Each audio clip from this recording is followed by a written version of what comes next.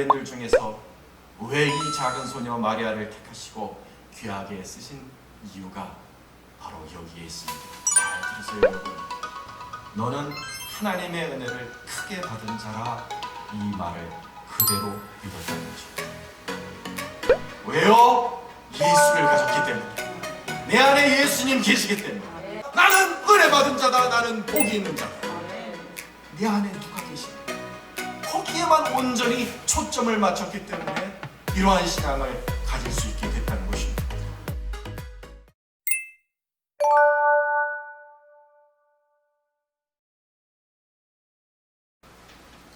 오늘 우리 같이 보실 하나님 말씀, 누가복음 1장 26절로 38절까지의 부분을 가지고 작은 소녀의 큰 믿음이라는 제목으로 하나님 말씀을 나누겠습니다. 누가복음 1장 26절로 38절까지 찾으셨으면 저와 함께 교독해 보시겠습니다. 여섯째 달에 천사 가브리엘이 하나님의 보내심을 받아 갈릴리 나사렛이란 동네에 가서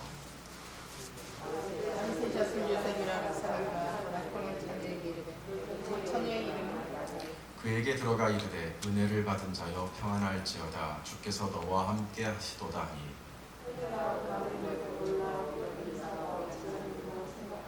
천사가 이르되 마리아여 무서워하지 말라 내가 하나님께 은혜를 입었느니라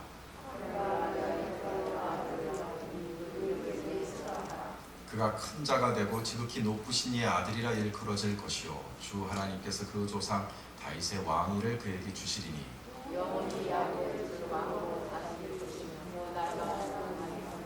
마리아가 천사에게 말하되 나는 남자를 알지 못하니 어찌 이런 일이 있으리까 천사가 대답하여 이르되 성령이 내게 임하시고 지극히 높으신 이의 능력이 너를 덮으시니 이러므로 나실까 거룩하는 하나님의 아들이라 일컬어지리라. 보라 내 친족 엘리사벳도 늙어서 아들을 배웠느니라 본래 임신하지 못한다가 알려지니가 이미 6달이 되었나니 내가 하나님의 모든 말씀을 누구든지 사실을 못하시노라. 마리아가 이르되 주의 여종이 여기 말씀대로 내게 이루어지이다 하며 천사가 떠나가니라. 아멘. 하나님께서 아담과 하와가 범죄하자마자 인간을 구원하시기 위한 계획을 세우셨습니다. 범죄하자마자 범죄하고 심판 내리시면서 동시에 우리 사람을 구원하실 계획을 창세기 3장에서 벌써 말씀하셨습니다. 뭐라고 말씀하셨냐면 내가 너로, 여기서 말하는 너는 뱀입니다. 사탄을 말하는 거예요. 내가 너로 여자와 원수가 되게 하고 내 후손도 여자의 후손, 바로 예수님을 말하는 것입니다. 여자의 후손과 원수가 되게 하려니 여자의 후손은 내 머리를 상하게 할 것이요 사탄아 여자의 후손이 내 머리를 깨트릴 것이다. 벌써 인간을 유혹하여 타락하게 만든 사탄과 그 범죄한 인간에게 심판을 내리시면서 동시에 하나님께서 앞으로 어떠한 모양으로 사탄을 깨트리시고 인간을 구해내실지 그 그림을, 그 설계를, 그 계획을 벌써 창세기 3장부터 주셨습니다. 그 핵심에는 누가 있느냐? 여자의 후손, 인간의 몸에서 나올 여자의 후손을 앞으로 보내리라. 하나님께서 천사를 통해 구원하시겠다는 것도 아니고 하나님께서 하늘에 어떤 기적을 일으키셔서 구원하시겠다는 것도 아니라 하나님의 구원의 계획은 인류의 처음부터 여자의 후손, 인간의 몸을 입고 이 세상에 여자를 통해 나오는 한 후손을 통해 이 온 세상을 구원하시겠다는 하나님의 계획이 있으셨습니다. 얼마나 중체대한 일입니까? 그러므로 구원자로 임할 이 여자의 후손이 과연 어느 여인에게, 어느 가정에게 이것이 태어날 것인가? 얼마나 중차대한 일입니까? 하나님께서 생각 없이 한 사람을 뽑으셨겠습니까? 하나님께서 중심을 꿰뚫어 보시는 하나님께서 고르셔서 바로 이 귀한 구속사의 계획, 여자의 후손을 이 세상에 드리는 이 중요한 계획을 한 처녀와 한 젊은이에게 맡기셨습니다. 그는 예루살렘에 있던 엘리트도 아니었습니다. 귀족의 가문도 아니었습니다. 갈릴리 나사렛이란 정말 보잘것없고 내세울 것 없는 평범한 마을에 있는 마리아라는 작은 소녀와 요셉이라는 젊은이에게 이 중차대한 사명을 맡기셨다는 것이죠. 이들이 이렇게 중요한 하나님의 구속사의 중요한 임무를 맡아 수행하게 된 데에는 이들에게 아름다운 믿음이 있었기 때문입니다. 믿음의 사람이었습니다. 하나님 보시기에 아름다운 믿음을 가진 사람이었습니다. 오늘 우리는 이 본문의 말씀을 통해서 이 마리아에게 어떤 믿음이 있었기에 하나님께서 귀하게 여기셔서 이 귀한 인류를 구원하시는 계획을 맡기셨는가, 그것을 한번 같이 살펴보기를 원합니다. 먼저 오늘 본문 말씀으로 다시 한번 돌아오면 여섯째 달에, 여기서 말하는 여섯째 달이란 엘리사벳이 그 세례 요한, 침례 요한의 어머니 되는 엘리사벳이 잉태한 지 여섯째 달이라는 겁니다. 천사 가브리엘이 하나님의 보내심을 받아, 가브리엘 천사는 하나님의 비서실장입니다. 하나님의 모든 말씀을 전하는 비서실장입니다. 하나님의 보내심을 받아 갈릴리 나사렛이란 동네에 가서 다윗의 자손 요셉이라 하는 사람과 약혼한 처녀에게 이르니 그 처녀의 이름은 마리아라 했습니다. 가브리엘 천사가 마리아를 만나는 모습을 봅니다.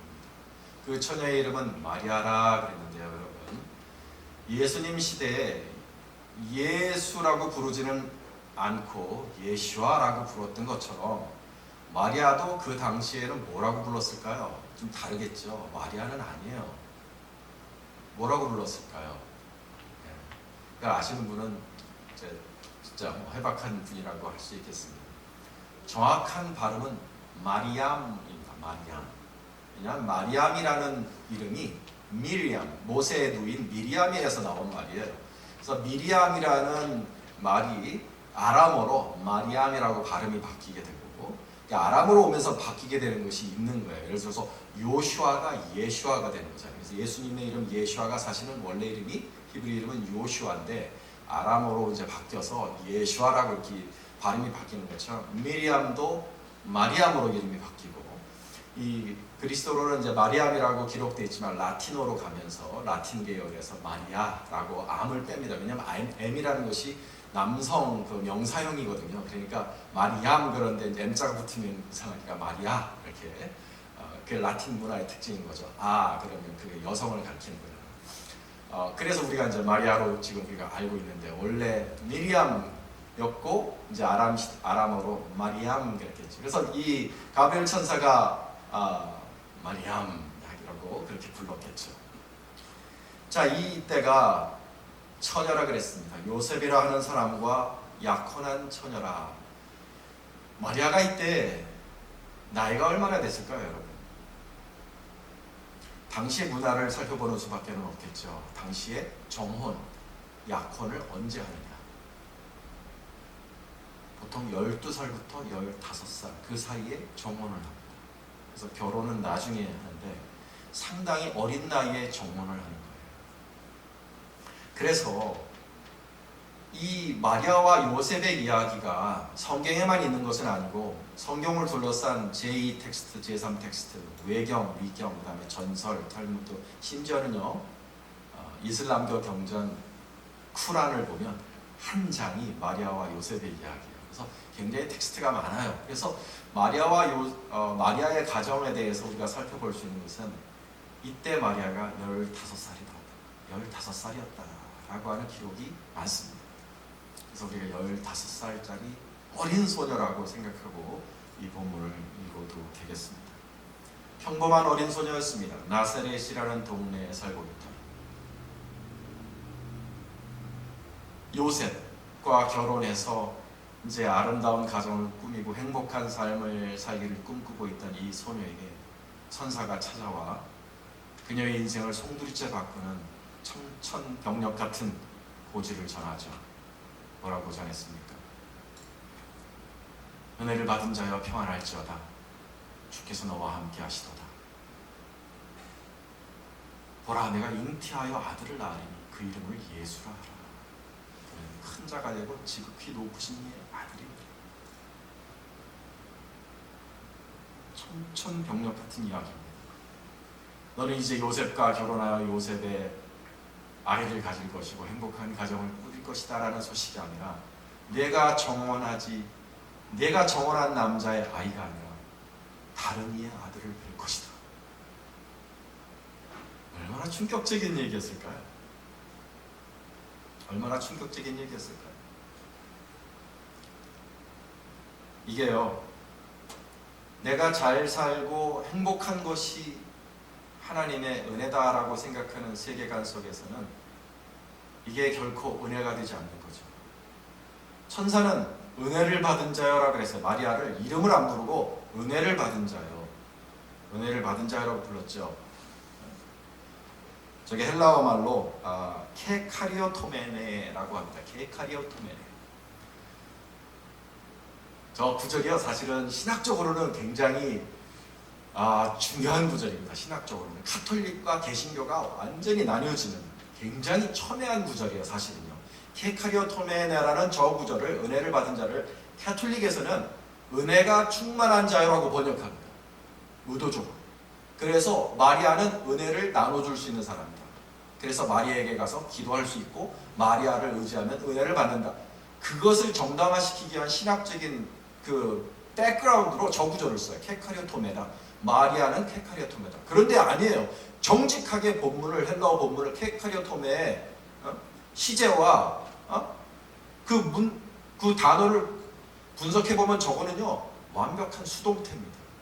은혜를 나눠주는 자가 아니에요. 은혜를 받은 자예요. 하나님께서 주신 은혜를 받은 자라는 뜻이 결코 은혜를 나눠주라는 그런 식으로 해석이 될 수는 없습니다. 물론 오늘 그러한 신학적인 주제가 오늘 설교의 주제는 아니에요. 오늘 제가 말씀드리고자 하는 것은 오늘 결코 이 마리아에게 이 은혜를 받은 자라는 말이, 우리가 하나님의 은혜라는 것을 내가 행복하게 살고 건강하게 살고 근심과 걱정 없이 사는 것을 하나님의 은혜라고 생각한다면 이것은 결코 이치가 맞지 않는 말이라는 것입니다. 어떻게 그게 은혜겠어요? 오늘 마리아가 닥치게 될 일이, 마리아에게 닥치게 될 일이 어떻게 은혜입니까? 얼마 전 경기도 안성에 있는 15살짜리 소녀애가 화장실에서 이제 애를 낳아서 그 애에다가 이제 휴지를 틀어막고 죽여서 비닐봉지 담아갖고 던져버렸어요. 아파트 제 길가로 던져버렸어요. 끔찍하고 엽기적인 일인데, 어떤 그런 끔찍하고 엽기적인 일이 중요한 게 아니라 얘가 무슨 마음으로 그 일을 했을까? 얼마나 두려웠으면, 얼마나 무서웠으면 그렇게 감추고 그렇게 할 수밖에 없었을까? 아무한테도 털어놓을 사람이 없었다는 거죠. 이 고민을 부모에게도 털어놓지 못했던 거예요. 왜냐? 15살짜리 애가, 결혼도 하지 않은 애가 애를 가졌다는 것만으로도요, 비난을 받고 사회적인 비난이 얼마나 두려웠겠어요. 그런데요, 이 마리아의 당시에는, 마리아가 살던 당시에는 그런 사회적인 비난으로 끝나는 일이 아니었어요. 애 아빠가 누구인지도 모르는 애예요. 그걸 만약에 정원한 요셉이 보통 사람 같았으면 내 아이가 아닙니다 라고 이렇게 회당에 고발을 하잖아요. 그럼 마리아가 어떤 일을 당하게 되느냐? 집을 쫓겨나는 정도가 아니에요. 사회적으로 매장당하는 정도가 아닙니다. 구덩이를 파고 거기에 넣어요. 그래서 목만 내려놓고 묻어버립니다. 그리고 그 나온 머리를 향해서 동네 사람들이 모여서 돌을 던져요. 그렇게 죽습니다. 그러니까 마리아가 이게 어떻게 하나님의 은혜라고 생각할 수 있겠습니까? 자기에게 닥칠 일을. 하나님, 오히려 하나님은 왜 저에게 이런 시련을 주시나요? 그렇게 받아들일 수밖에 없는 상황이었다는 거죠. 그런데 이 어린 소녀 마리아가 그 두려움을 떨쳐내고 즉각적으로 순종을 합니다. 주의 여종이오니 말씀대로 내게 이루어지이다. 주의 여종이오니 말씀대로 내게 이루어지이다. 성경 속에서요, 하나님이 무언가 사명을 주어 맡기셨을 때 그걸 즉각적으로 순종하는 사람이 별로 없습니다. 모세도 주저하고, 예레미야도 주저하고, 기드온도 주저하고, 이사야도 주저하고, 전부 다 자격 없다, 능력 없다, 다른 사람을 쓰세요 그랬지만, 이렇게 마리아처럼 즉각적으로 순종하는 사람도 참 드물어요. 마리아가 순종하면서 뱉은 말이 무엇이냐? 주의 여종이오니 말씀대로 내게 이루어진다. 여기서 쓴 종이라는 말이 나는 주의 종이다 라는 말에, 성경에는 종을 가리키는 말이 servant라는 말이 있고 slave라는 말을 가진 두 개의 단어가 있는데, 여기서 오늘 마리아가 쓴 단어는 둘루스라는 슬레이브를 가리키는 말입니다. 낮은 종, 천한 종, 마음대로 부릴 수 있는 노예 같은 종을 둘루스라고 해요. 나는 주의 여종이다. 뜻대로 하옵소서. 뭐예요? 죽으면 죽으리다, 그런 뜻입니다. 나는 주의 둘로스요니 나는 죽으면 죽으리다. 놀랍지 않습니까? 15살짜리 어린 소녀가 어떻게 이런 믿음을 가질 수 있을까요? 저는 이걸 보면서 예수님의 말씀이 떠올랐어요. 사도 바울이 예수님을 가르쳐서 뭐라 그랬냐면, 빌립보서 2장 6절에 그는 근본 하나님의 본체시나 하나님과 동등됨을 취할 것으로 여기지 아니하시고 오히려 자기를 비워 종의 형체를 가지사 사람들과 같이 되었고 사람의 모양으로 나타나서 자기를 낮추시고 죽기까지 복종하셨으니 그 십자가에 죽으십니다. 예수님이 꼭 그렇게 사셨거든요. 케노시스에서 자기를 비우고 나는 하나님의 종입니다. 죽으면 죽으리다 함으로써 죽기까지 복종하셨어요. 마리아가 꼭 오늘 그런 결심을 한 거예요. 이게 굉장히 그 당시 문화 속에서는 대단한 결심입니다. 주여 나는 주의 여종이 오니 뜻대로 하옵소서. 죽으면 죽으리라. 여러분, 이 작은 소녀가 어떻게 이런 큰 신앙을 가질 수 있게 되었을까요? 어떻게 이렇게 자기를 비우는 큰 신앙을 가지고 죽기까지 복종하려고 하는 훌륭한 신앙을 가지고 하나님을 받들 생각을 했을까요? 마리아의 신앙이, 이러한 신앙이 어디서 나온 걸까? 이것을 가지고 한 주간 이 본문 말씀을 붙잡고 묵상했습니다. 우리가 마리아에게는 믿음이 훌륭하다, 이와 같이 순종의 자세가 되어 있다, 하나님이 무엇을 말씀하시건 용기 있게 붙들 수 있는 그런 마음이 준비가 된 사람이었기 때문에 하나님이 쓰셨다, 이러한 말씀을 많이 듣습니다. 그런데 거기까지만 생각하면 무언가 깊이 풀어지지가 않은 거예요.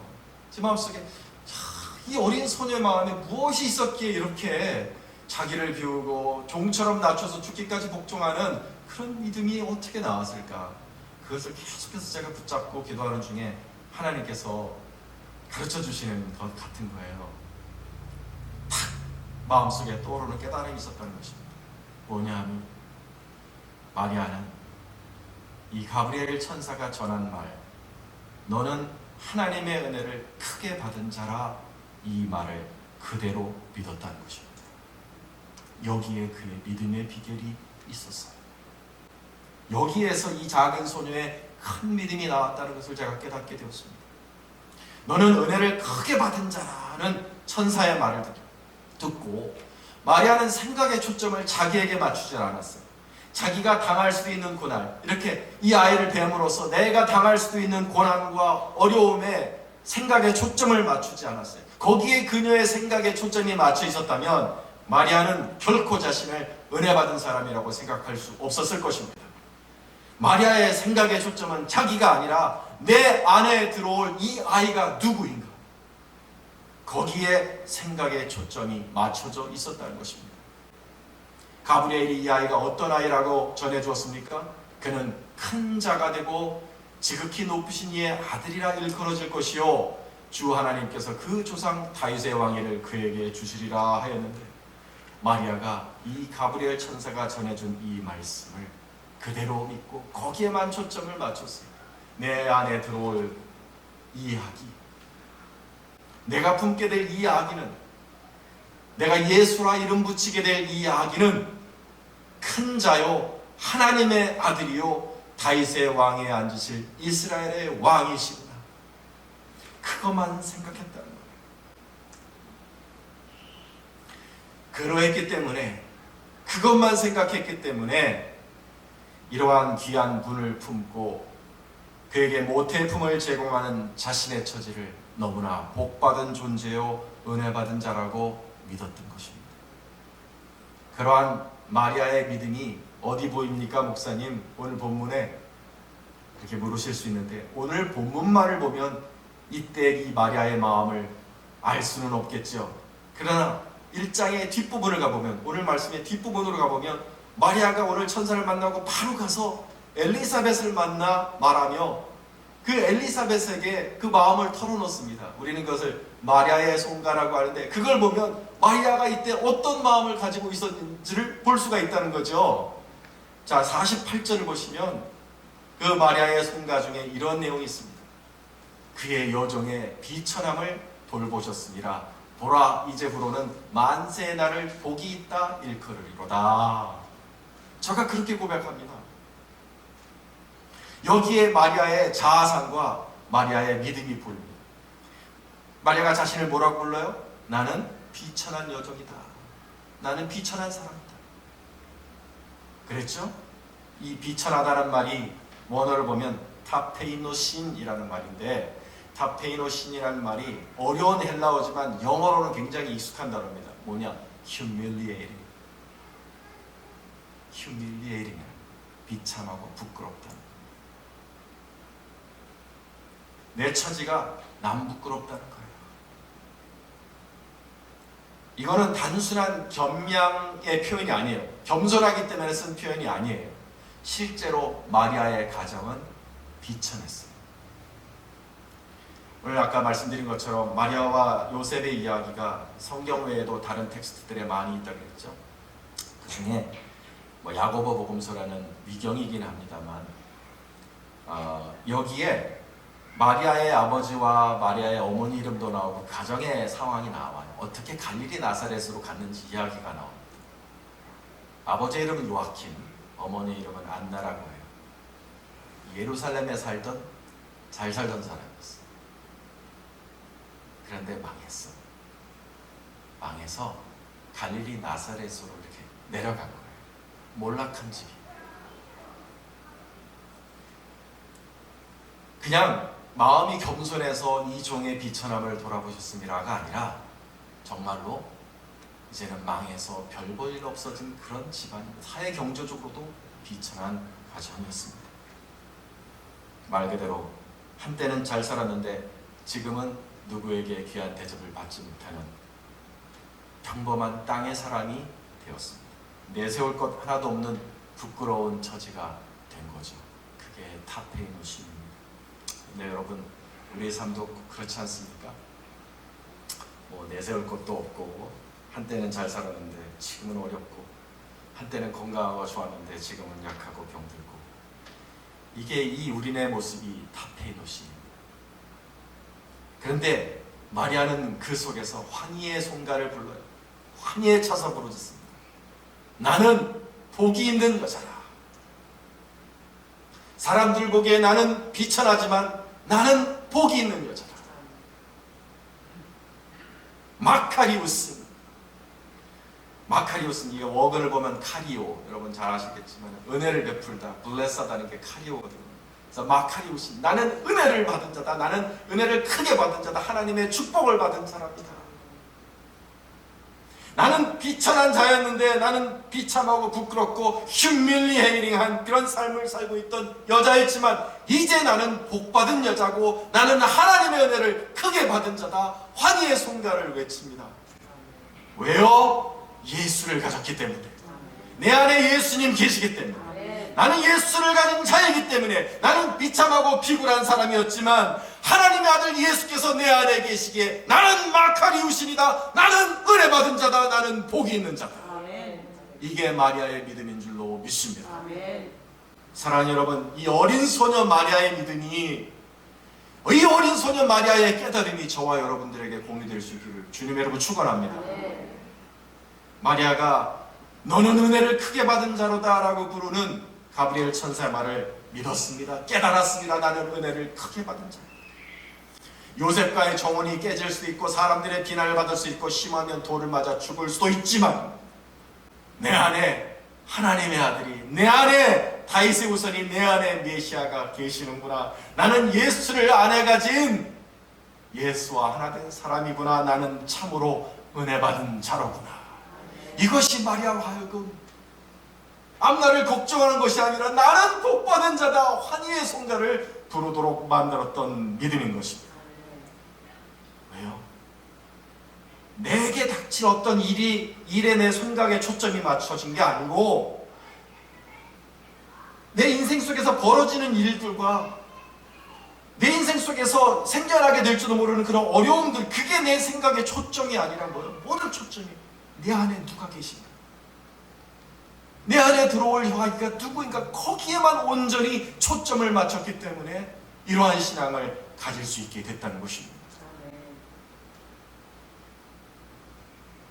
그리하여 자신이 크게 은혜를 받은 자임을 깨달았기 때문에 하나님이 무엇을 명령하시건 나를 비우고 하나님의 종으로 죽으면 죽으리라 따라갈 수 있는 순종의 사람이 될 수 있었던 것입니다. 하나님이 수많은 여인들 중에서 왜 이 작은 소녀 마리아를 택하시고 귀하게 쓰신 이유가 바로 여기에 있습니다. 잘 들으세요, 여러분. 마리아는 은혜를 은혜로 알아보는 여자였던 것입니다. 은혜를 은혜로 알아보는 사람. 사랑하는 여러분, 우리도 은혜를 은혜로 알아볼 줄 아는 크리스찬들이 되어야 하겠습니다. 겉으로 보면 여러분, 우리도 탑테인 옷입니다. 우리도 비천해. 벌어놓은 돈도 없고 결혼도 실패했고 자식 농사도 그리 잘 짓지 못했고 하는 일 성공도 못했고 명성도 없습니다. 마리아가 자신을 바라봤던 것처럼 우리는 탑테인 옷인 휴밀리에이팅 비천한 자들입니다. 그러나 우리 안에 세상에 그 무엇보다 존귀하신 예수님이 계십니다. 내 안에 예수님 계십니다. 여러분 믿지 않으십니까? 성령님께서 우리의 몸을 성전 삼아 우리 안에 예수의 영으로 계십니다. 마리아만 예수님을 품었던 것이 아니라 우리들도 예수님을 마음에 품고 있고 예수님은 우리 안에 계십니다. 그리고 우리가 모시고 있는 이분은, 내가 마음에 품고 있는 이분은 하나님의 아들이시며 지극히 높으신 이의 아들이시며 다윗의 왕자에 오르신 분이시며 세상의 메시아이십니다. 이러한 분과 내가 성령으로 하나 되어 있다는 것 자체가 내가 내 인생에서 가질 수 있는 가장 큰 존귀요 가장 높은 영광인 줄로 믿습니다. 그것이 하나님의 시각이고 그것이 마리아의 시각이었습니다. 우리도 같은 눈으로 나는 참 복받은 사람이다, 나는 마카리우스이다, 나는 참으로 복받은 사람이다, 나는 은혜를 크게 받은 자다 외칠 수 있는 저와 여러분 될 수 있기를 주님의 이름으로 축원합니다. 그렇지 않습니까, 여러분? 우리 복받은 사람 아니에요? 그런 의미에서 은혜를 은혜로 이렇게 아는 사람만이 하나님께 귀하게 쓰임받는 사람 될 줄로 믿습니다. 하나님 그런 사람 쓰시는 거예요. 은혜를 은혜로 아는 사람. 왜냐하면 하나님의 은혜를 깨달아야만, 내가 하나님의 은혜를 크게 받은 사람이라는 것을 깨달아야만 나를 비울 수 있고 나를 비워야만 순종의 사람이 될 수 있기 때문입니다. 내가 예수님을 가졌다는 이것이 얼마나 놀라운 은혜인가를 깨달으면요, 여러분, 마음을 비울 수 있어요. 어떻게 마음을 비울 수 있습니까? 왜냐하면 예수님을 알고 예수님 안에서 예수님과 함께 하늘의 보좌에 앉으며 예수님 안에서 의로운 자가 되고 예수님 안에서 하나님의 아들이 되고 예수님 안에서 우리는 이미 하나님 앞에 완전한 존재요, 하나님 앞에 지극히 아름다운 존재가 되었기 때문에 이 세상에는 미련이 없는 것입니다. 다 이루었거든요. 다 얻었거든요. 뭘 미련 가질 게 뭐 있습니까? 돈 못 벌어도 괜찮습니다. 결혼 실패도 괜찮습니다. 자식들 엇나가도 괜찮습니다. 나는 하나님 안에서 고귀하고 존귀한 하나님의 자녀가 되는 줄로 믿습니다. 아멘. 예수 안에 있다는 것 말고 더 높은 것도 없고 예수 안에 있다는 것 말고도 더 고귀한 거 없기 때문에 이 세상에는 미련이 없어요. 그래서 나의 남은 삶은 비울 수가 있는 겁니다. 종의 형체를 가져서 하나님의 종으로, 하나님이 비우라고 하실 때 비우고, 하나님이 버리라고 하실 때 버리고, 하나님이 죽으라고 할 때 죽고, 그렇게 주님을 섬길 수 있는 사람이 될 줄로 믿습니다. 주여 나는 주의 종이오니 뜻대로 하옵소서. 이렇게 받들 수가 있는 거예요. 우리는 모두 압니다. 주님의 제자로 살아가는 길이 자기를 비우고 자기 십자가를 지고 따라가는 것이 주의 제자의 길인 줄 우리가 모두가 다 결심합니다. 다 그걸 원합니다. 주여 나를 부인하고 십자가를 지고 따르기를 원합니다. 그런데요, 내가 은혜를 크게 받은 자구나, 나는 이미 받을 수 있을 만큼 다 받은 자구나, 나는 참으로 복 받은 자구나, 거기에 만족스러운 영혼이 없으면 십자가를 지고 자기를 부인하며 따르는 것이 그렇게 힘들어요. 왜냐? 더 얻고 싶고 더 성취하고 싶고 더 누리고 싶은데 자꾸 비우라고 하시니까 이율배반인 거죠. 힘들어요. 작심삼일입니다. 그런데 우리 영혼에 내가 예수를 내가 가진 사람으로 참으로 복받은 자구나, 참으로 영광스러운 자구나, 참으로 존귀한 자구나, 그것을 거듭거듭 생각하며 거기에 만족이 오고 그것으로 해라 하나님께 감사하는 마음이 되면은요, 나를 비우는 게 쉽습니다. 나를 내려놓는 게 쉬워요. 이것이 오늘 저와 여러분의 기도가 될 수 있기를 바랍니다. 하나님, 은혜로 알게 해 주시옵소서. 내가 예수님을 내 안에 모시고 있다는 것이, 이것이 얼마나 큰 은혜인지를 알게 해 주시옵소서. 마리아가 깨달은 것처럼 나도 그렇게 깨닫게 해 주시옵소서. 나는 참으로 은혜를 크게 받은 자구나, 나는 마카리우신이구나, 하나님 나도 그렇게 고백할 수 있게 하여 주시옵소서. 세상에서 내가 갖지 못한 것, 내가 얻지 못한 것, 내가 잃어버린 것, 그런 것들에 연연하지 않고 내가 스스로 비참하다 생각지 말고 마리아처럼 내가 받은 은혜가 얼마나 큰 은혜인지를 깨닫는 제가 되게 해 주시옵소서. 내 마음속에 모신 예수님이 사실은 지극히 귀한 진주, 지극히 귀한 보물임을 깨닫고 그 은혜로 만족하고 감사하는 내 영혼 되게 하여 주시옵소서. 그래야 하나님이 이 세상에서 무엇을 포기하라고 말씀하시건 포기하고, 무엇을 버리라고 말씀하건 다 버리고, 주의 종이오니 말씀대로 하옵소서, 따라갈 수 있는 제가 되게 도와주시옵소서.